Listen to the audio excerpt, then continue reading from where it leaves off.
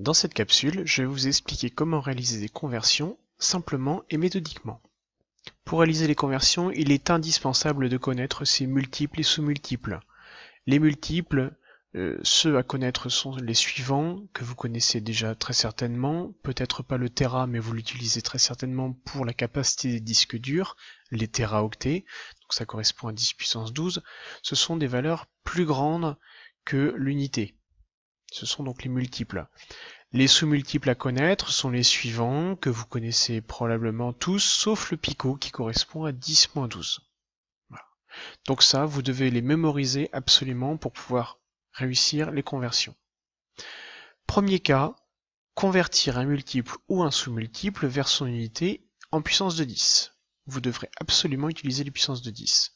Premier exemple, convertir 107,7 MHz en Hertz. À ce moment-là, on remplace le préfixe grand M par sa puissance de 10, donc ça signifie méga.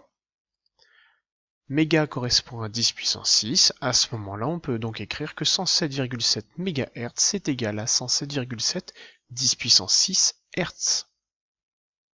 Deuxième exemple, avec les sous-multiples, convertir 25 centilitres en litres. Je remplace le C par sa puissance de 10. C correspond à 10 puissance moins 2, donc 25 centilitres est égal à 25 10 moins 2 litres. Nous allons maintenant passer à les méthodes inverses, c'est-à-dire convertir l'unité vers son multiple ou son sous-multiple. Premier exemple, convertir 34 783,5 g en kg.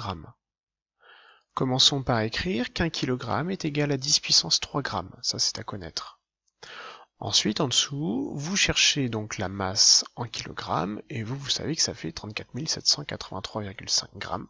À ce moment-là, on fait un produit en croix, à savoir 34 783,5 fois 1 divisé par 10 puissance 3, ce qui nous fait 34,7835. Donc, on peut écrire que 34 783,5 grammes est égal à 34,7835 kg.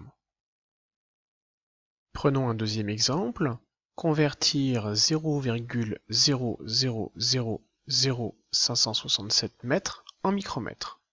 On sait qu'un micromètre est égal à 10 puissance moins 6 mètres. Là, ce qu'on cherche, c'est la grandeur en micromètres. Là, on marque la grandeur en mètres. On fait le produit en croix, c'est-à-dire 1 fois 0,0000567 mètres divisé par 10 moins 6, ce qui fait 56,7. On peut donc écrire que 0,0000567 mètres est égal à 56,7 micromètres. Voilà, j'espère que vous avez bien compris la méthode à appliquer et je vous souhaite maintenant bon entraînement.